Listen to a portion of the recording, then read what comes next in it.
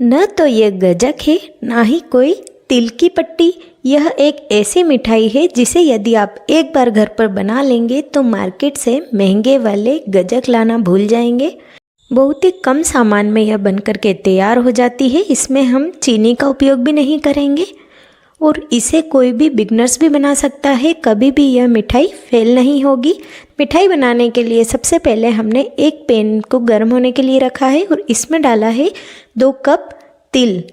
हमने ये सफ़ेद वाले तिल लिए हैं। इन्हें हमें मीडियम फ्लेम पर भून लेना है। गैस की फ्लेम को बहुत ज़्यादा हाई नहीं रखें वरना तिल बहुत जल्दी जलने लग जाते हैं।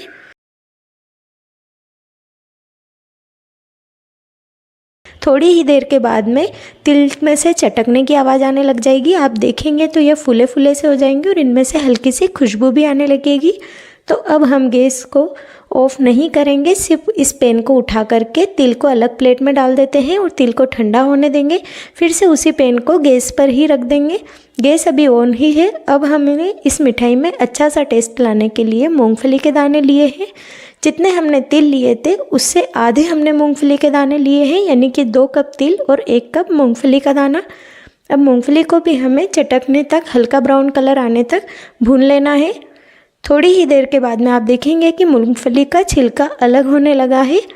हल्का सा छिलका फट गया है तो यह भी भुन गई है। तो अब गैस को ऑफ करके मूंगफली के दानों को भी अलग प्लेट में निकाल लेते हैं और इन्हें भी अच्छे से ठंडा होने देंगे। थोड़ी ही देर के बाद में आप देखेंगे कि तिल भी अच्छे से ठंडे हो गए हैं और मूंगफली के दाने भी अच्छे से ठंडे हो गए हैं। तो अब हमें मूंगफली पर से छिलका हटाना है। इसके लिए हम एक साफ़ कपड़ा लेंगे और इसमें मूंगफली के दाने को रख करके हाथ से रगड़ देंगे।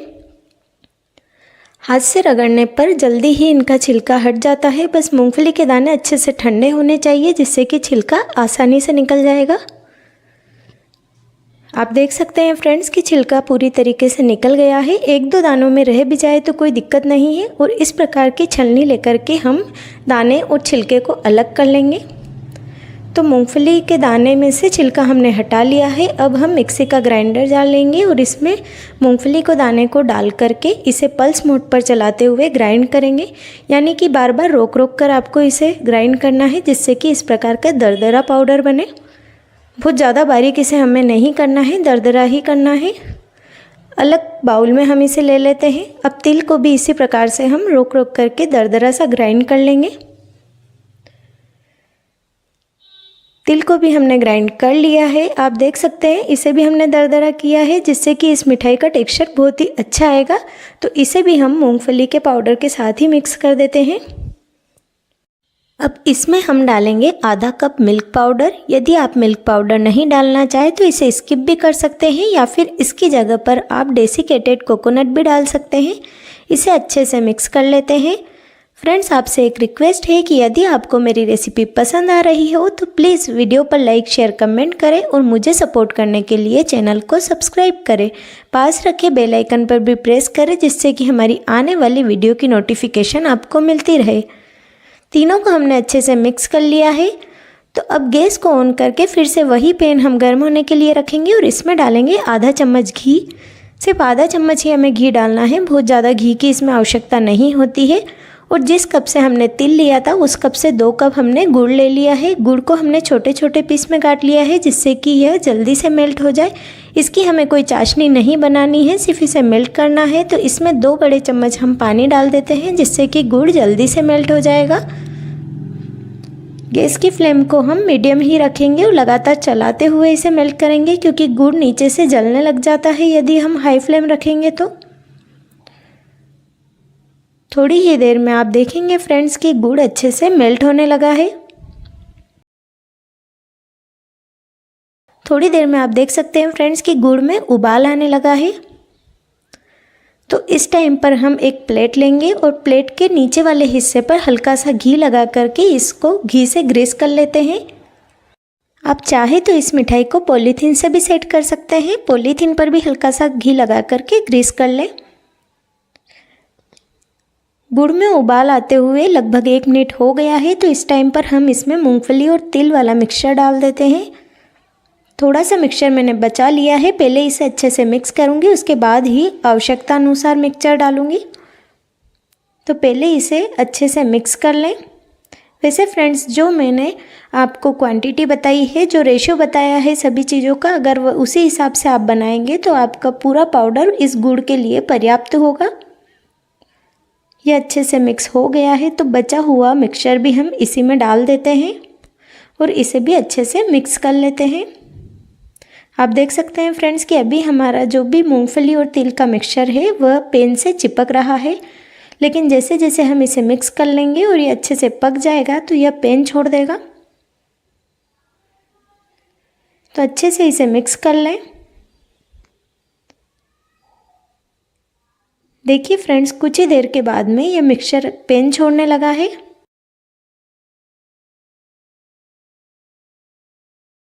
मिक्सचर ने पूरी तरीके से पेन को छोड़ दिया है, तो अब इस टाइम पर हम गैस को ऑफ कर देते हैं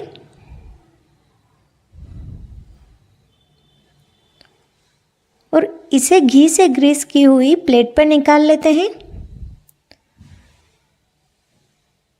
पहले अभी हम इसे स्पून से सेट करेंगे, क्योंकि अभी यह गर्म है, तो स्पून की मदद से हम इसे फोल्ड करते जाएंगे जिससे कि ये हल्का सा ठंडा हो जाए।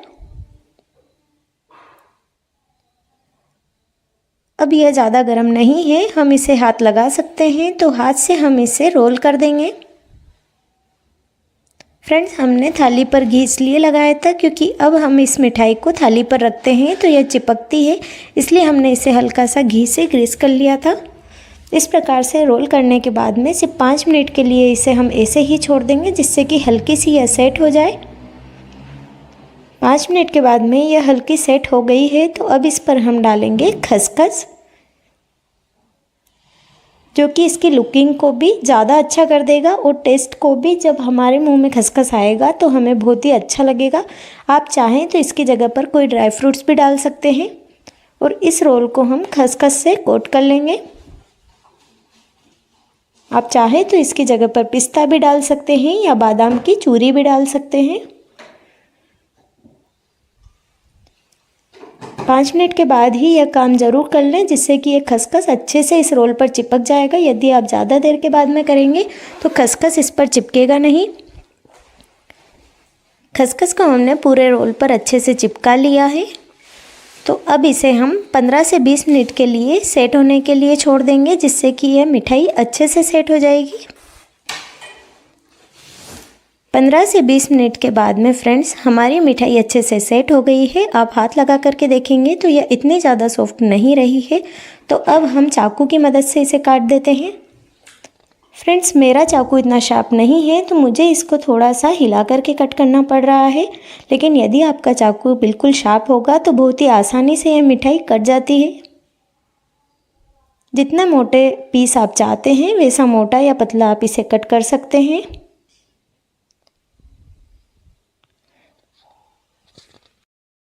तो सारे पीस हम इसी प्रकार से कट कर लेंगे। तो लीजिए फ्रेंड्स, बन गई है हमारी यह टेस्टी सी मिठाई, जो कि सर्दियों में हमें खानी ही चाहिए क्योंकि ये बहुत ही गुणकारी होती है। हमने इसमें तिल और गुड़ का उपयोग किया है, जिसे हमें सर्दियों में सेवन करना ही चाहिए। अब मैं आपको पास से दिखाती हूँ। देखिए फ्रेंड्स, इस मिठाई का टेक्सचर बिल्कुल मिल्क केक की तरह है। हमने इसमें तिल और मूंगफली के दाने का दरदरा पीसा था, जिससे इसका टेक्सचर बहुत ही अच्छा आया है और ये बिल्कुल सॉफ्ट बनी है। तो आप भी एक बार इस रेसिपी से इस मिठाई को घर पर बना करके ज़रूर देखें। आप बाज़ार से महंगी महंगी गजक लाना भूल जाएंगे। एक बार इस रेसिपी को फॉलो करके इसे बनाएं और मुझे कमेंट करके बताएं आपको ये कैसी लगी। और वीडियो पसंद आई हो तो चैनल को ज़रूर सब्सक्राइब